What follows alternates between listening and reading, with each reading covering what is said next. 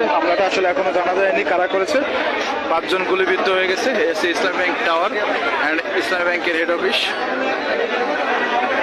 এটা হচ্ছে ইসলামী ব্যাংকের সামনের ঘটনা।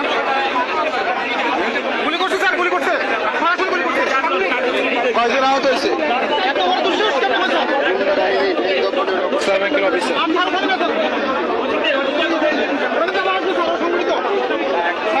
আমরা দেখি কিন্তু স্যার, আমি 8 তলা থেকে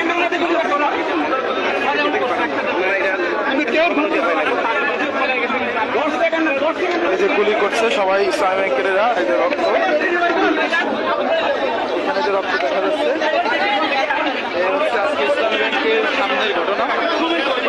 এই যে ইসলামী ব্যাংক মতিঝিল দিলকুশা ব্রাঞ্চে 5 জন গুলিবিদ্ধ হয়েছে, 5 জন গুলি যাচ্ছে, সব রক্তাক্তের চিহ্ন।